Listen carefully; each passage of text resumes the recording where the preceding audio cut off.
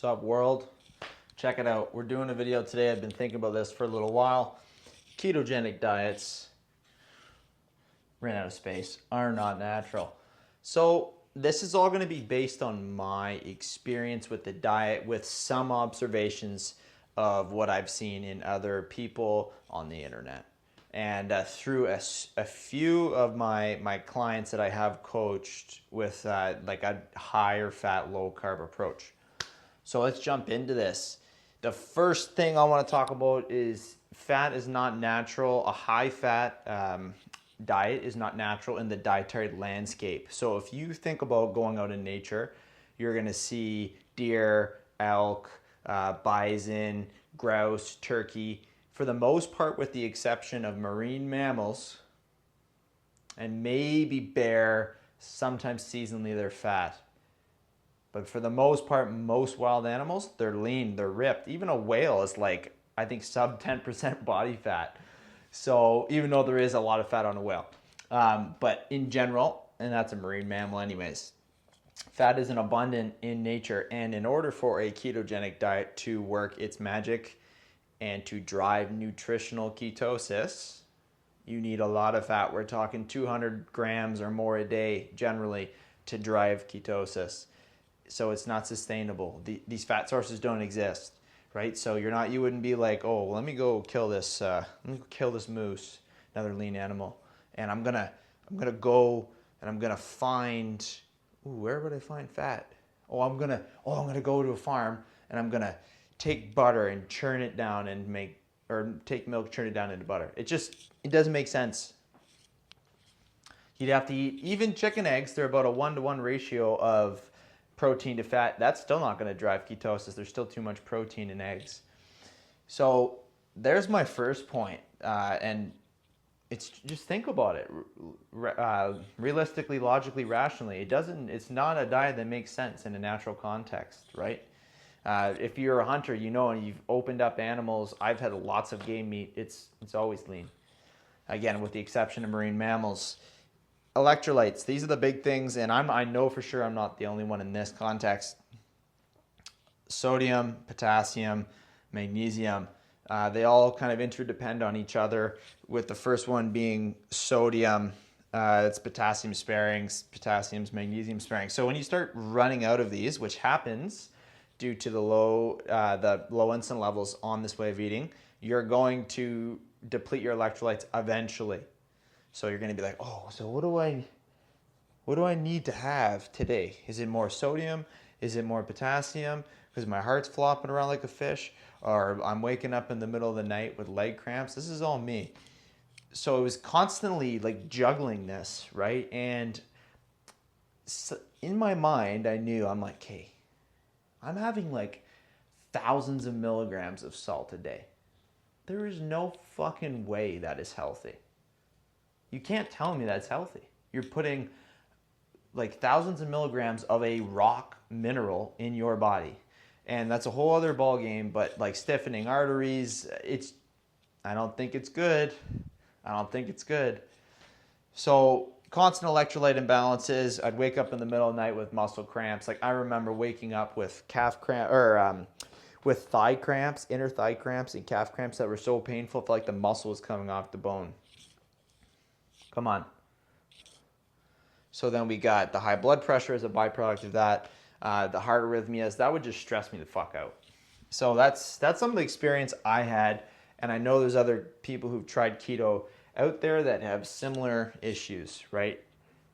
This is a big thing for people trying to lose weight. They're like, okay, I'm going to hop on keto because I've got a sugar addiction, when you really are just addicted to junk foods that are sweet and fat combined. It's not sugar.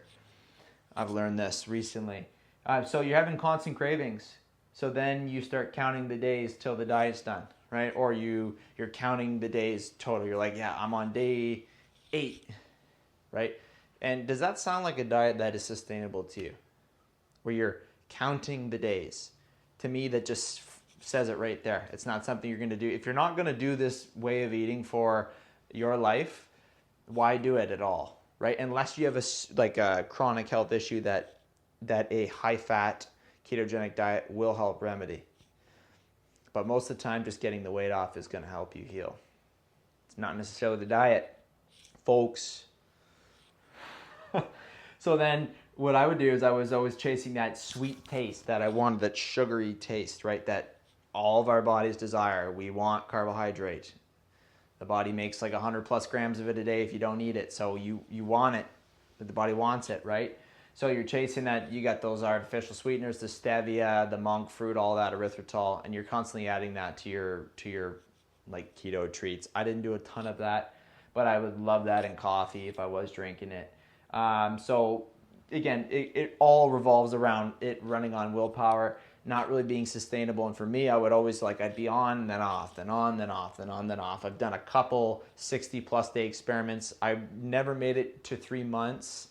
I made it close a couple times, and I did a lot of, say, 2-3 week experiments up to a month. I don't know how many times, but over the years, it's been a lot. And I always kind of came back to eating carbohydrates. And yeah, I just don't think it's, like, if you look at all this stuff, right, and then you get down to the bottom here, binge eating, what foods do you, if you're on a keto diet or a carnivore diet and you go off plan, what foods are you eating? Are you eating a bag of apples or, handful of dates, even a box of dates? No, you're having cookies, ice cream, chocolate bar, pizza, donuts, all the garbage, which is not just sweet foods. Get that out of your head. It's sweet and fat foods, which mixed together are addictive, right? Sugar in itself, a nutrient, a macronutrient, is not addictive on its own. Try it out. Entertain me. Go and have as many apples as you desire, or eat as much watermelon as you desire. You're eventually going to hit a point where you're like, I don't want it anymore. And you're not going to feel disgusting for an entire day or 2 days or 3 days like you would if you've had a shit ton of pizza and all that garbage processed food. Trust me, try it out. I've done both. Speaking from experience here, athletic performance, it can be okay on keto, but if we're talking like you want to be cranking out some watts on your bike or pumping iron, like doing high volume hypertrophy, like doing like sets of like 10, 15 pull-ups, right? Tons of squats. It's just not optimal to be running on ketones for that. I'm sorry, in my experience, right? You could argue on like long, arduous stuff that's more less glycolytic, more endurance based. You could pull it off, but why would you try and use an easier burning fuel source? In my opinion, it's less stressful on your body, right? Than constantly trying to stay in ketosis and keep your stress down so you stay in. Because if you're stressed, your blood sugar goes up and you're not in ketosis. So then you're running on blood sugar, but there's no carbs. So then you start pulling muscle off your bones. Gluconeogenesis too much, not good, right? So last thing, experienced quite a bit of insomnia on a keto carnivore style diet. Energy's fucking crazy, but really the energy, I think, is just like high cortisol. I never had my blood cortisol checked, so I can't definitively say on that. But insomnia is a real deal, right? You have high cortisol, and in the first little bit, I did experiment with coffee.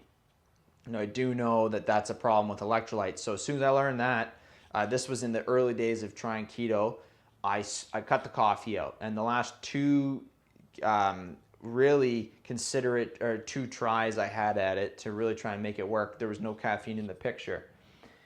But caffeine, as well as being in a low carb state, is going to raise your thyroid or raise your cortisol levels, and it can mess with your thyroid, right? So you could have low energy, insulin resistance from not sleeping well.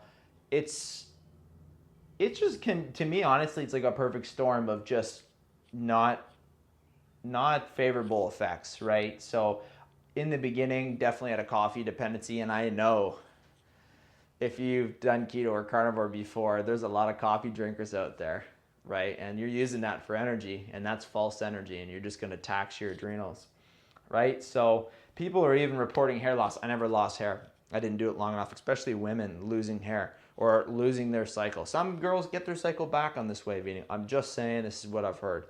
So this is kind of my experiment or experience on it. Now I'm at a point where I'm really staying open-minded to the possibility of other diets working, right? I don't know what the answer is. Like, I find a lower fat diet seems to be more appropriate in the dietary landscape when you go out in nature. And I don't think we'd have really a ton of carbs, right? I don't think we would have a ton, but we need enough, right? So I'm experimenting with a more higher carb, low fat approach right now, and we'll see how that goes. But that's my thoughts on ketosis. I don't think it's sustainable unless you have a severe health issue, and even then I think for the average person, there's other ways to combat those health issues: dry fasting, UT therapy, ozone therapy, just getting the weight off. Unless you're, like I said, unless you're a thin person with a lot of issues, then that's a different story. That's where it becomes more difficult because you can't fast for long periods of time. So that's my kind of take on keto. I probably will never do it again, to be honest, and I'm glad I tried it because it gave me this experience. If you're trying to lose weight, go low fat, because it's just going to work way better than this. You don't have to worry about all this bullshit. I can't have this much protein because that's going to raise my blood sugar, and I need to have X amount of salt, potassium, how much electrolytes am I drinking per day, how much water is too much, how do I manage my muscle cramps? Like, it's just too much stuff. A diet shouldn't be that difficult, right? It should be simple. So that's it for today. That's my thoughts on ketogenic diet and why I don't think it's natural or sustainable, or I'd even argue healthy long term. Crazy. Can't believe I'm saying that.